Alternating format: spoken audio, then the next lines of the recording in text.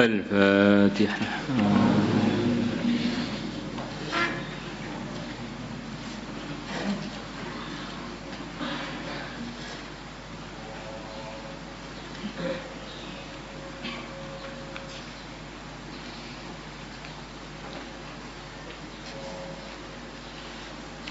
Bismillahirrahmanirrahim.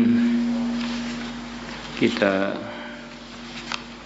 langsung masuk man shoma ramadhana imanan wa ihtisaban, supaya ini Ramadan di akhir-akhir. Bismillahirrahmanirrahim. Thawabu man shoma ramadhana imanan wa ihtisaban. Pahalanya orang yang puasa Ramadan imanan, karena iman. Jadi semua amalan itu kalau tidak ada imannya, itu tidak diterima oleh Allah. Wong dia tidak percaya dengan Allah. Kalau tidak percaya dengan Allah, ya jangan minta upah dari yang tidak dia percaya, ya kan. Nah, kadang-kadang orang bertanya, ini ada orang buat baik terus seumur hidup, hanya gara-gara nggak beriman masa masuk neraka. Iman itu bukan hanya, iman itu segalanya, gitu lah. Ya dia berbuat kebaikan itu atas dorongan apa? Justru pertanyaan begitu itu. Allah yang menciptakan dia, yang berikan semua fasilitas, akhirnya dia bisa buat berbagai macam kebaikan di seluruh kehidupannya. Tetapi dia kerjakan itu sama sekali tidak percaya kepada yang memberi dia semua fasilitas. Lah bagaimana dia mau minta opah dari yang memberikan dia fasilitas itu? Ya enggak nyambung. Maka orang yang tidak beriman, ya kalau minta surga itu ya enggak nyambung. Wong dia ini tidak mengimani yang punya surga, yaitu Allah.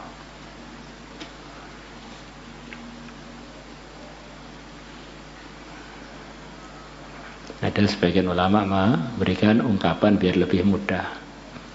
Ada lembaga pendidikan. Seperti makanya pesantren kita lembaga pendidikan.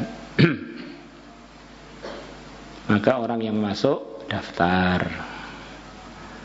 Kemudian selepas daftar, di sini ada kurikulum 10 tahun. Maka orangnya selepas daftar ikut kurikulum 10 tahun, dapat ijazah selesai dari lembaga pendidikan Al-Fatah. Kemudian ada orang yang begitu pintar dan dia banyak prestasinya, tapi ngajinya itu tidak di lembaga Al-Fatah, ngajinya di lembaga lain. Kemudian dia tiba-tiba dia datang ke Al-Fatah, saya minta ijazah dari Al-Fatah. Ya enggak nyambung, wong kamu kesibukannya bukan di lembaga Al-Fatah. Ya, orang yang punya macam-macam prestasi, dia tidak daftar sebagai orang yang beriman, terus kemudian minta dari Allah yang menjanjikan untuk orang yang beriman macam-macam anugerah, yang enggak nyambung. Maka setiap amalan akan ada nilainya di sisi Allah kalau orang itu beriman. Orang munafikin amalannya begitu banyak, tapi dia nggak beriman kok.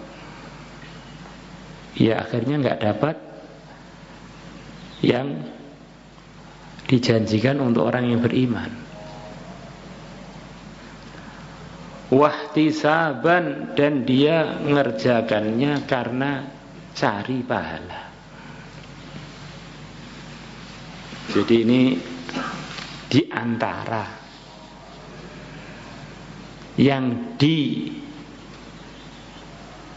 iming-imingkan oleh Allah dan Rasul-Nya kepada orang beriman adalah anugerah-anugerah.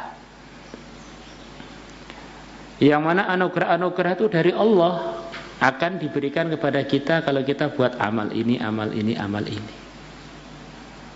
Sebetulnya anugerah-anugerah itu semuanya kan makhluk aja. Tapi karena kita ini makhluk, ya memang perlunya kan hajat-hajatnya tertunaikan dengan perkara-perkara yang bentuknya makhluk yang sesuai dengan kita. Kita ini makhluk perlu pada makan, minum, maka kita minum, kita makan. Kita perlu punya istri, maka ada iming-iming bidadari dan sebagainya. Kita pengen punya rumah, ada iming-iming surga.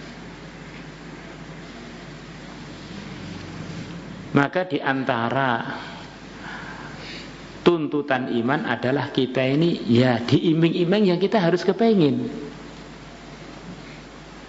Wong diiming-iming oleh orang yang oleh zat yang kita imani. Bagaimana kita tidak merespon? Itu kalau tidak merespon ya tanda kita ini ada kesalahan dalam beriman. Ya, ada orang kamu percaya bahwa dia ini memiliki segalanya. Kemudian nawarkan kepada kamu, kalau kamu kerja di tempat saya 1 hari tak gaji 1 juta. Maka karena kita percaya pada dia, maka kita juga percaya pada iming-iming dia. Maka ini adalah pemahaman yang paling mudah.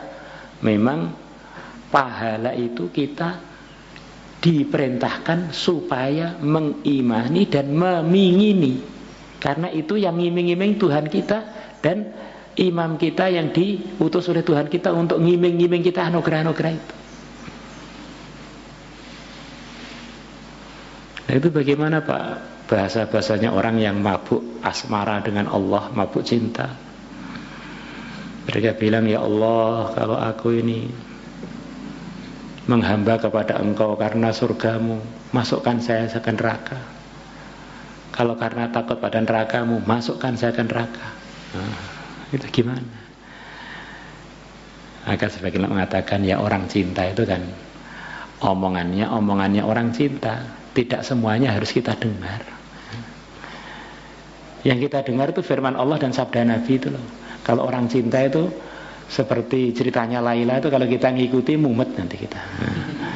Ya itu jadi gambaran cinta itu begitu menggairahkan, begitu menakjubkan kesannya kepada orang yang sedang dimabuk cinta. Tapi itu bukan ukuran. Ukuran kita adalah Islam. Nah, dalam Islam di antara isinya Quran dan hadis adalah iming-iming anugerah-anugerah Allah. Wa basyiril ladzina amanu. Beritahulah kepada orang-orang beriman berita gembira, anna lahum jannatin tajri min tahtiha. Lalu kalau kita diberi berita gembira terus enggak bergembira itu ya gimana itu? Ya ada kelainan kan ya. Kurang lebihnya ini memang pembahasannya panjang, pemahamannya gitu-gitu. Maka dalam arahannya sebagian ulama, kalau kita mau amal saja kita suruh istihdorul fadail, menghadirkan dalam benak kita saya akan beruntung begini, karena istihdorul fadail itu bagian dari percaya pada janji-janji agama. Wallahu a'lam.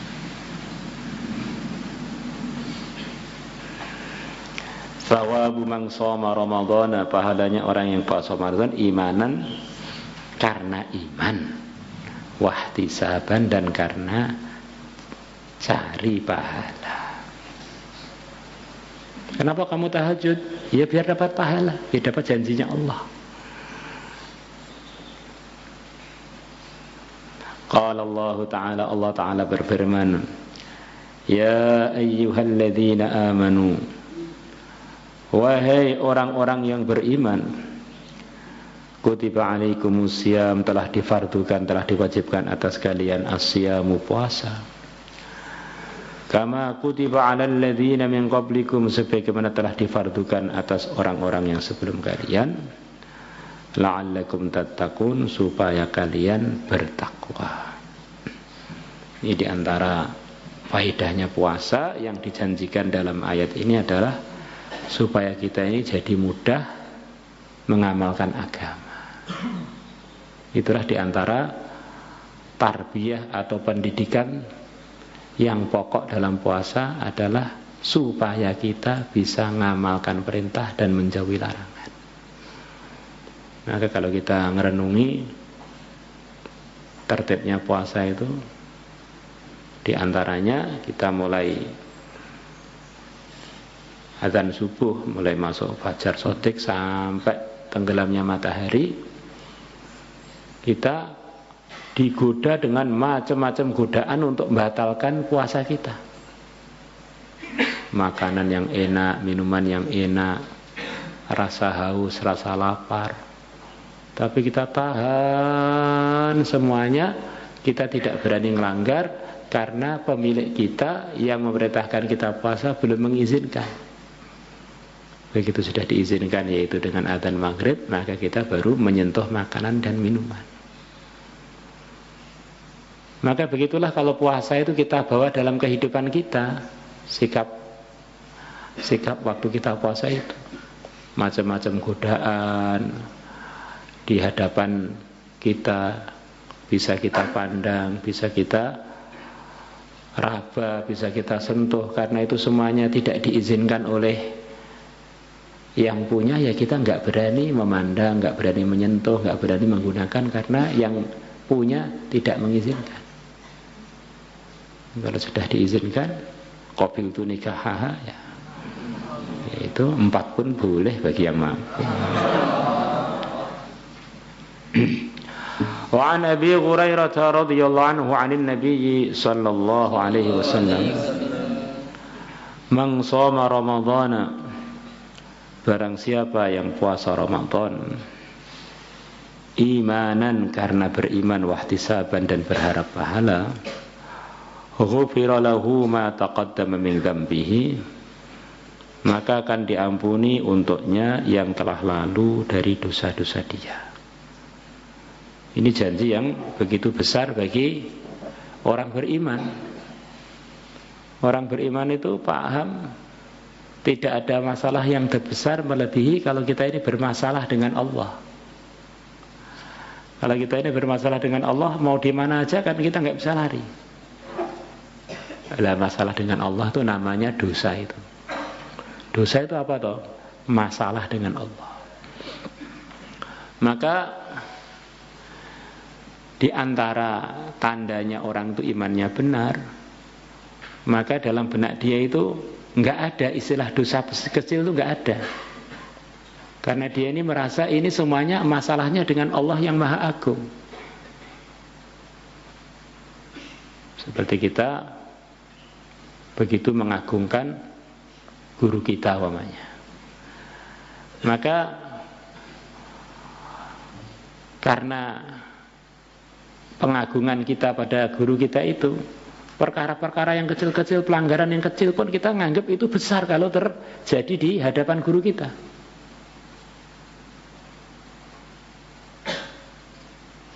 Nah, orang beriman itu mengagungkan Allah dengan pengagungan yang tertinggi, tidak disamakan dengan apapun juga. Maka tidak ada kok melanggar di hadapan Allah, yang Allah melihat dan mendengar kita kapan aja, di mana saja. Kemudian ada pelanggaran kecil di benaknya orang beriman tuh nggak ada. Maka di antara tandanya orang imannya rusak adalah kalau dia melakukan pelanggaran, dia merasa itu kecil-kecil aja, hanya seperti lalat yang hinggap di tubuh dia. Rawahul Bukhari wa Muslim, Bukhari Muslim telah meriwayatkannya. Wa an Abi Sa'id al-Khudri radhiyallahu anhu 'anil Nabi sallallahu alaihi wasallam. Qala, Nabi bersabda, man shoma Ramadan, barang siapa puasa pada bulan Ramadan, wa arafa hududahu, dan dia mengetahui batasan-batasannya puasa Ramadan, tidak melanggar aturan-aturannya, wa tahaffadha ma yanbaghi lahu ay yatahaffad, dan dia usaha menjaga perkara yang seyogyanya baginya untuk dia menjaganya. kaffara ma qablahu, maka puasa Ramadan akan menghapus dosa-dosa yang sebelum Ramadan. Nanti akan datang masa fariqun fil jannati wa fariqun fis sa'ir. Ini akhir dari kehidupan manusia, sebagian masuk surga, sebagian masuk neraka. Orang-orang yang telah diputuskan oleh Allah untuk masuk surga itu tidak akan boleh masuk sebelum bersih dari dosa. Orang-orang beriman, walaupun imannya paling lemah, suatu saat akan masuk surga. Tetapi dia baru bisa masuk surga kalau dosanya sudah dimaafkan oleh Allah. Maka kalau orang puasa Ramadan kemudian dijanjikan oleh Allah lewat Rasulnya dosanya mau dimaafkan, itu maknanya dia ini layak masuk surga tanpa perlu ada halangan-halangan lagi. Kata para ulama begitu itu. Karena dosanya sudah habis, dia langsung tinggal mulus saja masuk surga. Maka pahala yang besar ini tentu saja nafsu kita yang telah lama kerjasama dengan syaitan, atau diri kita yang sudah lama ikut syaitan, atau bahkan sudah menjadi temannya syaitan, atau bahkan sudah lebih nakal daripada syaitan. Maka kesempatan-kesempatan tadi kadang-kadang tidak diperhatikan,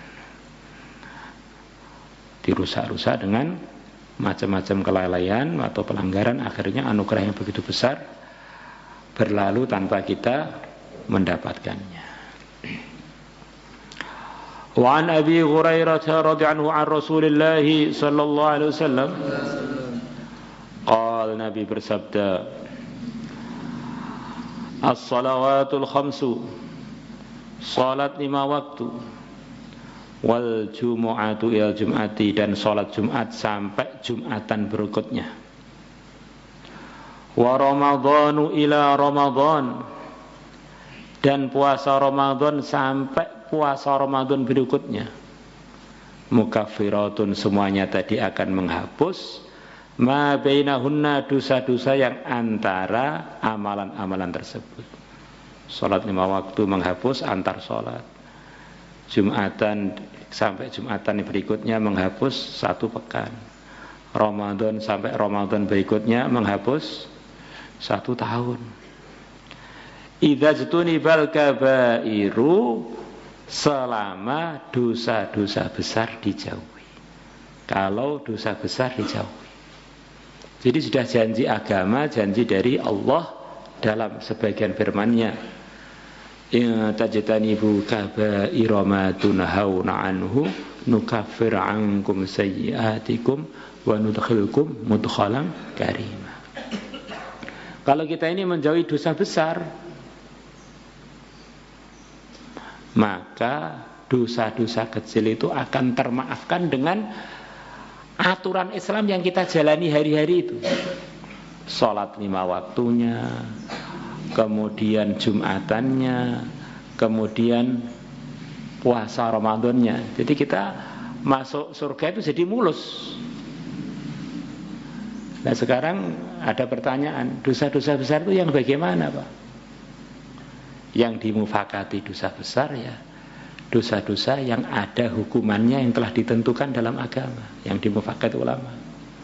Berzina, minum khamar, mencuri, nuduh orang berzina tanpa bukti, terus membunuh, ya. Di antaranya itu dipastikan dosa-dosa besar. Kemudian setan ini pinter. Kadang-kadang dosa itu aslinya enggak besar, tetapi karena dikerjakan rutin, akhirnya numpuk, akhirnya menjadi besar.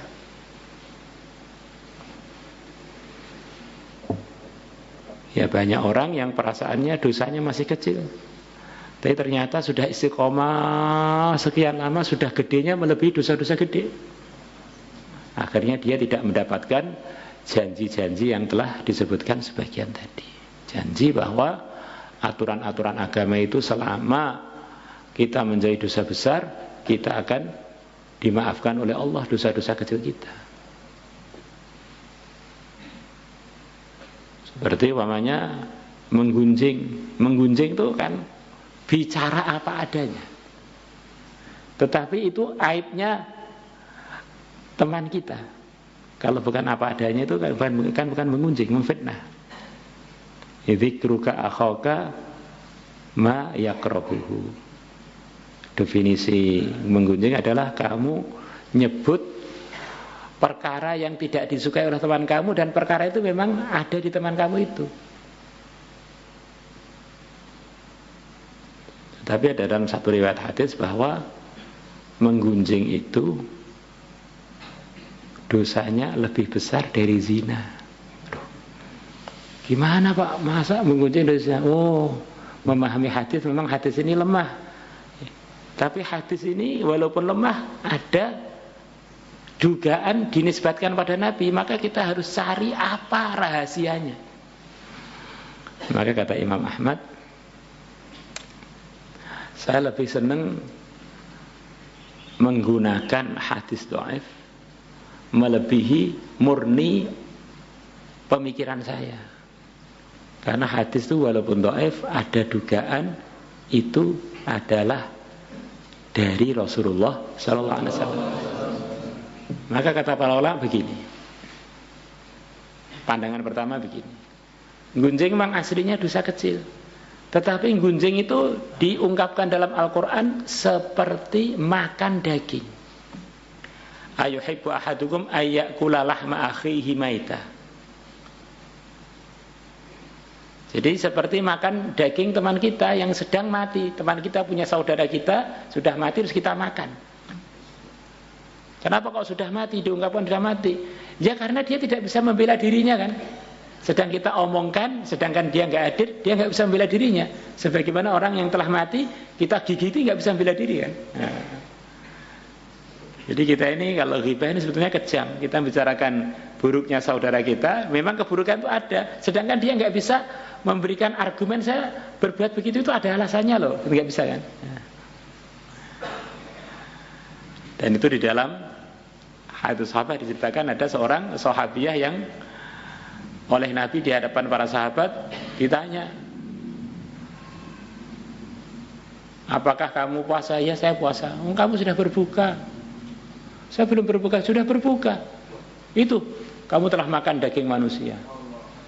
Maka tiba-tiba keluar dari mulutnya wanita tadi daging manusia beneran. Jadi kalau Allah tampakkan ghibah itu memang benar-benar makan daging. Kita ini kalau buka kan sukanya nunggu dagingnya kapan ya, menu daging. Di daging itu termasuk perkara yang disenangi oleh umumnya manusia.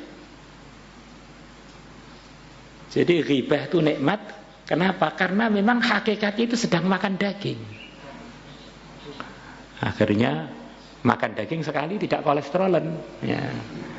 2 kali, 3 kali kebanyakan makan daging, akhirnya tubuh nggak bisa mencerna kolesterol, jantungnya tersumbat, jantung koroner mati gara-gara makan daging. Kebanyakan makan daging. Lalu juga ghibah itu aslinya dosa kecil. Tapi terus nikmat nggak berhenti. Akhirnya numpuk, sudah tiba-tiba kita sudah masuk ke dosa yang sangat besar. Itu analisa yang pertama. Analisa yang kedua, orang itu coba merenung. Bisa enggak orang itu ketika ghibah itu murni ghibah, bisa enggak? Sangat sulit. Ghibah itu hampir bisa dipastikan mesti campur dengan fitnah. Fitnah itu apa toh? Dugaan buruk itu kan fitnah, enggak nyata. Begitu kita gunjing orang itu, tadi saya lihat dia di sana melihat yang bukan istrinya melotot aja. Nah, itu kan itu ghibah. Dia lihat. Terus bagaimana? Paling terus, ya terus. Nah, itu dia terus palingnya itu kan fitnah. Nah, jarang orang yang menggunjing orang kemudian nggak ada terusannya paling, kesimpulannya semuanya fitnah. Nah, fitnah itu asyaddu minal qatl, melebihi pembunuhan. Orang kalau dibunuh mati. Tapi kalau difitnah kan namanya atau karakternya jadi hancur gara-gara omongan dia. Orangnya masih hidup tapi sudah dianggap sampah oleh orang-orang gara-gara kita memfitnah dia.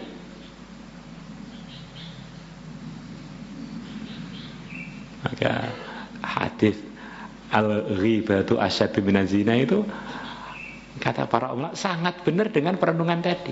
Numpuk-numpuk atau memang sangat sulit ghibah itu selamat dari mengfitnah. Ini akhir-akhir bulan Ramadan kita tingkatkan semangat kita untuk tambah lagi untuk mendapatkan Lailatul Qadar. Itulah yang dijanjikan Nabi, Lailatul Qadar kemungkinan besarnya terjadi di 10 akhir, terutama di bulan-bulan di tanggal-tanggal ganjil. Itu kapan? Memang sengaja dirahasiakan biar kita terus penasaran, di setiap malam kita cari bulan Ramadan, cari Lailatul Qadar. Ada 10 kunci. Yang salah satu kuncinya itu adalah kunci untuk membuka kamarnya bidadari yang halal untuk kamu. Ini 10 kunci. Dan ini spekulasi. Mungkin yang pertama, mungkin yang kedua, mungkin yang ketiga, mungkin yang ke-10. Kira-kira kalau kamu masih normal tuh, yang kamu ambil 10 kunci apa salah satu yang mana akhirnya kemungkinan kita dapat tuh jadi kecil. Kira-kira bagaimana? 10-10-nya ya. Nah begitu 10 akhir mestinya kita nggak milih yang ganjil aja. Karena mungkin aja Lailatul Qadarnya di malam ganap. Mungkin aja malam 21, mungkin 23, mungkin yang genep. Maka kalau kita ini percaya benar dengan anugerah-anugerah Allah, tentu 10 malam semuanya enggak kita lewatkan untuk tambah mujahadah. Man qama ramadhana imanan wahtisaba ghufira lahu ma taqaddama min dzambihi. Apalagi kalau disertai dapat malam Lailatul Qadar. Qoma itu kata kebanyakan ulama, kalau tidak semuanya itu berbeda dengan sholat. Iman qoma ramadhana itu luas. Siapa yang menghidupkan Ramadan dengan amalan kebaikan. Di kata-kata qoma itu memasukkan tahajud, memasukkan tarawih, memasukkan sholat tasbih, memasukkan tahlil, memasukkan baca Quran. Wabil khusus yang dimaksud malamnya, karena siangnya kan kita sudah puasa. Maka semua hadis yang ada kaitannya man qoma itu artinya adalah amalan kebaikan secara umum. As-sa'i 'alal armilah kas-shaimi al-qaimil ladzi la yafturu. Orang yang memikirkan nafkah pada para janda, dia akan dapat pahala seperti orang yang puasa terus, malamnya buat amalan terus tanpa ada capeknya, tanpa ada berhentinya. Ya, al-qaim itu tidak sholat malam aja, jadi amalan sepanjang malam itu. Termasuk tidur.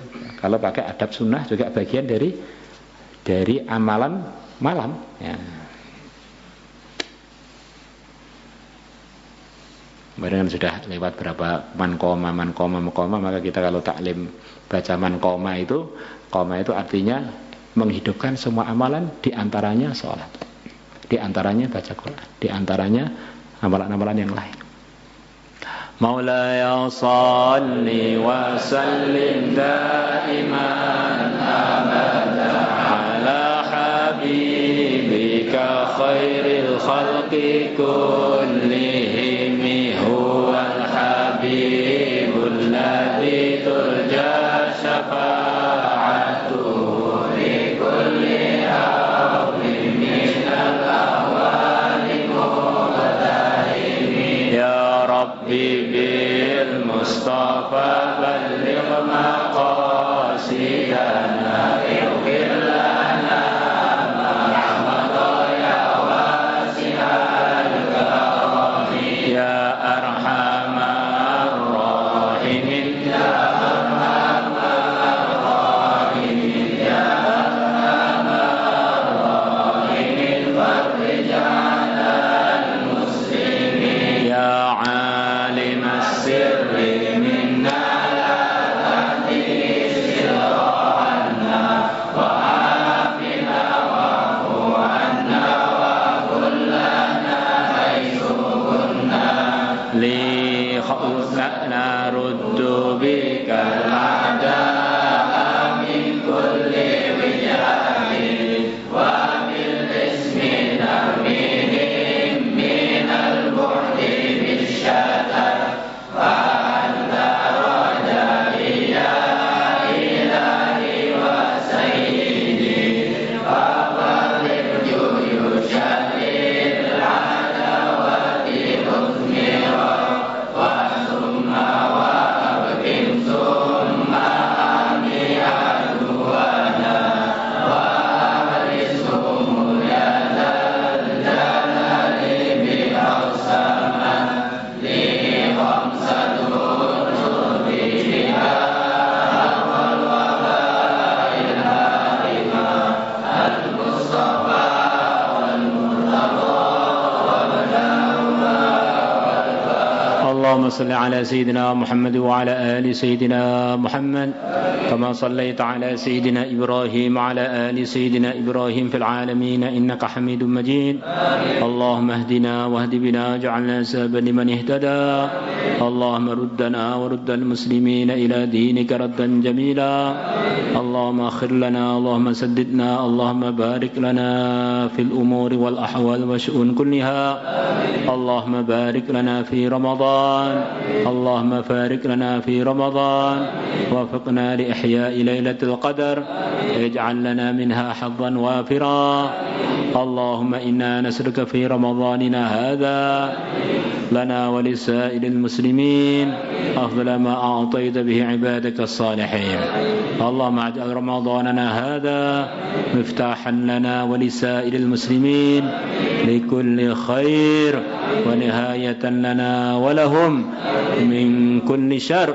اجعلنا وسائر المسلمين متآلفين متناسفين متبادلين متحابين على إحياء دينك القويم يا جامع الناس ليوم لا ريب فيه اجمع إلينا خيار هذه الأمة يعينوننا على طاعتك ونشر دينك وإعلاء كلمتك متعاونين متناسفين متبادلين متحابين وصلى الله على سيدنا محمد النبي الأمي وعلى آله وصحبه وبارك وسلم والحمد لله رب العالمين.